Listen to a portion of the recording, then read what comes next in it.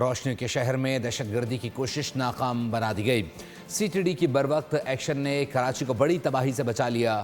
سی T D کی کارروائی میں 2000 کلو گرام سے زائد بارودی مواد برآمد کر لیا گیا، جبکہ 3 دہشت گرد گرفتار ہوئے ہیں۔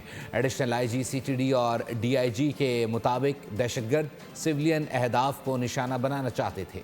کراچی سے 40 کلومیٹر دور کراچی ہی کی تباہی کا سامان اکٹھا کیا جا رہا ہے۔ بارود کی بو انٹیلیجنس اہلکاروں نے سونگ لی۔ طویل عرصے پر محیط نگرانی کی کامیاب کارروائی کی۔ D I G C T D captain retired Ghulam Azfar Mahesar, additional I G C T D Zulfiqar Larak نے تفصیلات بتا دی۔ سی ٹی ڈی سندھ ہمراہ پریمیئر انٹیلیجنس ایجنسی نے خفیہ ٹھکانے پر مشترکہ چھاپہ مار کارروائی کرتے ہوئے ایک دہشت گرد کی گرفتاری عمل میں لائی۔ دہشت گردوں کے ٹھکانے سے جو چیز برآمد ہوئی ہیں اس میں 1 عدد مزدہ ٹرک جو ایکسپلوسیو سے بھرا ہوا اور تیار تھا۔ کارروائی میں 2000 کلو بارودی مواد پکڑا گیا۔ دہشت گردوں کا تعلق بی ایل اے سے ہے، جو فتنۃ الہندوستان کے ساتھ رابطے میں تھے۔ دہشت گرد ملزمان نے انکشاف کیا کہ ان کی وابستگی کمانڈر بشیر زیب نیٹ ورک جو کہ کل عدن تنظیم بی ایل اے اور مجید بریگیڈ فتنہ الہندوستان سے ہے۔ ابتدائی تحقیقات کے مطابق دھماکہ خیز مواد افغانستان سے اندرون بلوچستان اور پھر کراچی لایا گیا۔ ملزمان کی مزید انٹروگیشن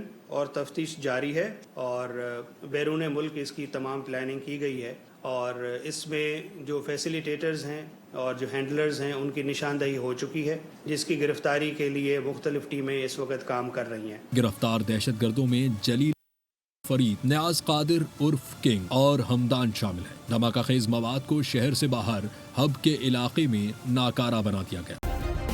سبسکرائب کریں اور بیل دبائیں تاکہ کوئی خبر رہ نہ جائے۔